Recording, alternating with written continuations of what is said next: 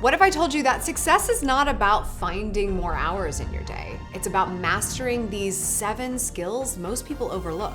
I spent so much time in my career trying to figure out time management when in reality, I can't manage time at all. What I can do is manage my energy to make the most of the time that I have. It was Arnold Bennett's book, How to Live in 24 Hours a Day, that helped me realize that it's not about working more hours. Actually, high performers are working less while achieving more. But what he says is you gotta stop living in the margins of life and be much more intentional. These are the 7 skills of high performers that make the most of every day. Skill number 1, awareness. If you don't like where you are right now, that's a great start. It's important to know what the state of the world is in this moment. Not better than it is, not worse. High performers are constantly trying to get an understanding of where we are now.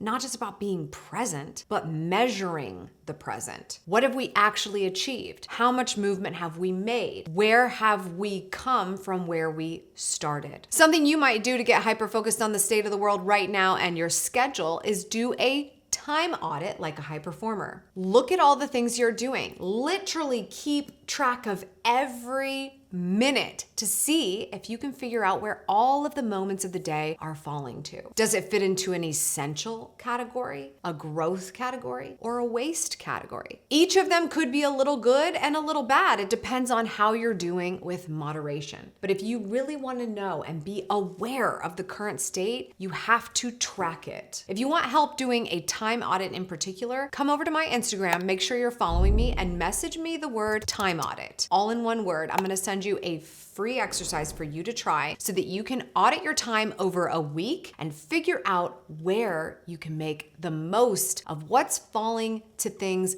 that don't really matter to you. Even when you find a little bit of waste time, it's not a bad thing if you enjoyed it, if it's something you wanted to do. But when you have too much waste time, not enough growth, not enough essential, then you can start to fix that problem. But it starts with awareness. High performers know where they are right now so they can figure out how to get where they're going. Once you try my time audit, don't just do it once and then toss it in a drawer. Make a difference on your schedule. Start saying no to things that don't matter to you. And then make time to reassess the audit in 3 months from now. And again, in 6. Continue to get better. Continue to eliminate things that don't matter. Continue to add on where you wish you were spending your time. Skill number 2, morning mastery. High performers know that your morning does not start at 8 a.m. It starts at 8 p.m. I know you weren't expecting me to say that, were you? However you put yourself to bed the night before is going to indicate how successful you are at starting the day on your terms, having a morning that is yours, and being able to venture into the day's activities feeling like you could stand on your own 2 feet. Not stressed, not rushed, not falling to all of the requests of the rest of the world. To get that start, you have to set yourself up for success. So make sure you make that happen. What time do you need to go to sleep? Do you need to set a bedtime alarm? That's my favorite alarm, is the one that's like sings you a lullaby. Do, do, do, do, do, do, do, do, do. I'm like, oh, my phone's telling me to go to bed. That's the best thing it's told me all day. When the time has come, go to sleep. And then set the alarm for the morning wake-up call. Have the intention. How do you start? Movement, mindfulness, and mastery. Those are the 3 buckets of good morning, good life. If you fill something in each of these buckets, you will have started the day on your terms. Movement, do something to move the body. Wake up, get energy so you can spend it where you need it later. Mindfulness, center the mind, do some meditation, journaling, stream of consciousness, writing, even just a little bit of a book reading so that you're not diving into the world's events already. Start with what you think, how you feel in the present moment. And mastery. What do you care about spending more time on? What do you want to be better at? What are you trying to build? Do you want the side hustle? Do you want to be fluent in Italian? Do you want to play the piano? Do you want to play tennis? How are you getting your reps in? Spend some time on mastery and you will become a master. Just a little bit of mastery time in the morning can really set you on your way. The reason these 3 buckets are wide open for you is because otherwise, how else would you start the day on your terms? Pick 3 events that energize you. So that if you're like me and you're not a morning person, you're not ready to jump out of bed with bells on, that would be reasonable. But if you got enough sleep and you actually have something to look forward to that's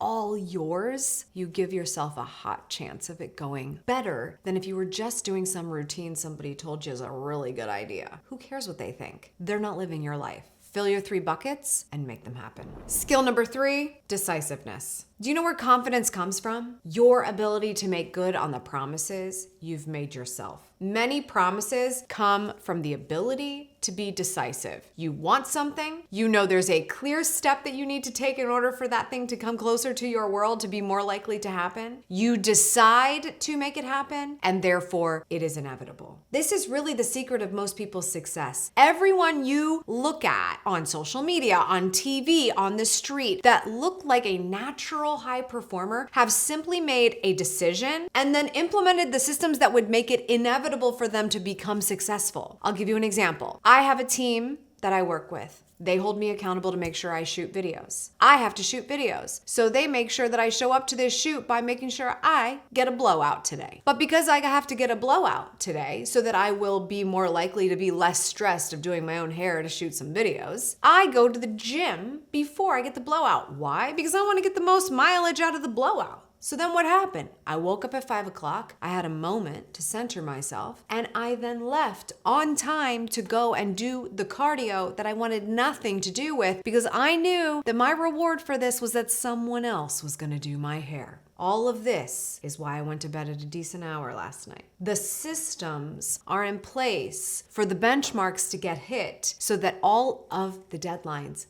happen. I went to the gym, I shot the content. I get to end the day with a couple of wins. Be decisive. It is half the battle. I am telling you, it is half the battle. And most people think that they're gonna make the wrong decision and so they don't make it. But what's awesome is when you make a decision and it's the wrong one, as long as you had the best of intentions and you're not doing anything illegal or endangering lives, then you made a decision that was the wrong one and then you get to learn from it. It's wild, called wisdom. And it's going to change your life. The best wisdom is what you get in your own life experience, and you have to go through the hard stuff in order for it to make a difference in your mindset. So make the decision, see it through, measure the results. It's really that simple. I hated that. Cool. Now we have data. You can't hate something you've never done before. You can't hate doing it until you've tried. You can't know it doesn't work unless you have real world experience. Decisiveness will help you win every day of your life. Just be the one who can make a decision and you will rise above. Skill number 4, blocking. This is in reference to your schedule. If you want to make the most of every single day, you have to block other people's access to it by blocking the time you need to do for the things that matter the most. The more you fill up your time with the things that you actually want to happen, the more likely the stuff that doesn't matter doesn't even have room to interfere. The vacations I want to take, the time I need with my family, the moments I want for myself, blocked out as far in advance as humanly possible, because I am going to protect that time at all costs. Time at the gym, protected at all costs. Time with my family, protected at all costs. Time for myself to put my mask on first because I know how selfish I am and yet how necessary it is that I need to be able to be alone for a hot minute so that I can be better for everyone else in my life, protected at all costs. Get into the habit of time blocking and batching like tasks so that you're more efficient on your calendar, and you will be winning far beyond so many people that you surround yourself with. They won't even know what you're doing. They'll be so confused. Like, think of the Tasmanian devil. That's your new spirit animal, except you actually stop, take a break, smell the roses every once in a while, because you don't have to go at that speed all the time when you are efficient. By the way, we are very consistent here on the YouTube channel, and I would love it if you could help us reach a goal of 500,000 YouTube subscribers. If you haven't clicked that button already, please do. Skill number 5, movement. I spent so much of my life thinking that going to the gym was the bane of my existence, but actually it was probably shortening my existence. Really, I have finally gotten to this point in my life, wisdom with age, I guess, that I get so much energy on the days that I take care of my body. Moving your body means different things to different people. You don't have to do the same workout I do. You don't have to go to the same classes. You don't have to do the same weightlifting. You don't have to do any of that. You just have to do what it means to challenge your body a little bit to stay healthy. And when you do, every time you do, that energy spend pays you back in so much of every other area of your life where you needed more energy to exert. When I work out, I spend so much energy during that hour, but then I sit here on set and I am able to talk to you for hours and hours and hours. You don't even know I'm talking to you for hours because I batch a bunch of videos at one time, but I am talking to you for hours. And sometimes I stumble a little bit, but because I'm able to keep going, it's because I did what I needed to do to fuel at the start. My clients in my group coaching program, Amy Landino's Inner Circle, are often surprised because one of the daily non-negotiables that we have is they need to work out. They need to move their body. And it's funny because I'll often hear clients say, I'm losing weight in your business program. And I'm like, wow, that's amazing that that's helping you do that. That was not the goal. But if it helps, awesome. The main reason why I ask them to do that is they need to get out of their heads and stop stressing out and get energy from somewhere. And the best place to do that is a moment when you can be with yourself, be present, and challenge yourself, learn how to go through adversity that will also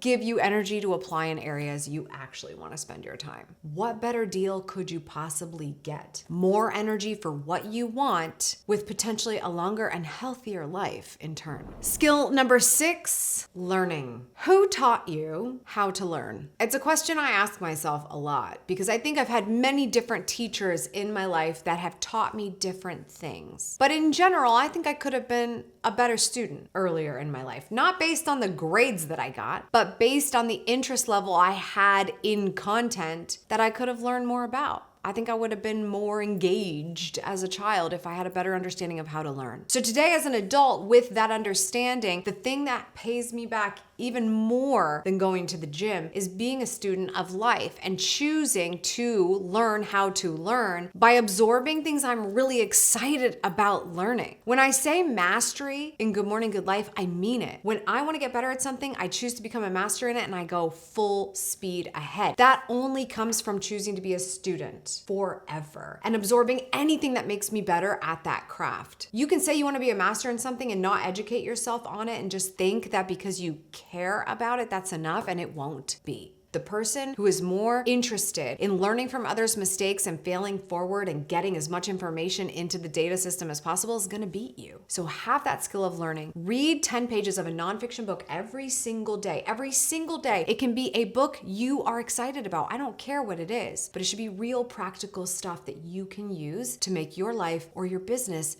better. And skill number 7, connection. We all have the same 24 hours in a day. The people who get the most frustrated by that are the ones who see high performers who somehow achieve far more with that period of time and think it's because they have more resources. You may not be wrong. Those resources come from connection. When you agree that you can make more out of 24 hours in a day, if you activate others on your team, if you scale it up, now we're talking about making the most of a day. So this can be very simple, like hiring people to be on your team. Now the hours I'm at work are not just the hours I'm at work. My whole team is at work during those hours. And now I've multiplied that time. But I could also have this conversation with one person. Instead, I'm having it with a camera and it's going to as many people as want to watch this. Now I've made the most of this conversation with a person by making it available at scale. Connecting with people is one of the fastest ways that you can make more with the time that you have by getting yourself more reach, more opportunities, more collaborations, more partnerships, and opening your mind to what that looks like. So start really simple and create a personal board of directors. You might already know what this looks like, and you could just literally write it down. Personal board of directors. Who do I go to for business advice? Who do I go to for career advice? Who do I go for love advice? Who do I go to for spiritual advice? Just not, create it and start realizing, do you have the right people in the seats that you need the most? This is why a business has a board of directors, because they want to tap into talent that can help make them better. When you have a personal board of directors, you have more opportunities for direction. And the best news is I could be on your personal board of directors because of the way that I connect with you here. Or if you join my coaching program, then you've activated me in a new way. If you DM me on Instagram the word coach, we can explore if that's a good option for you. Where do you need the most help, the most perspective, the most strategy? Who's on your personal board of directors? How can they help you see the light? Those are my essential skills for high performers who want to make the most out of a day. If you would like to watch my video of how to live in 24 hours a day, the original video that was inspired by this book, check that out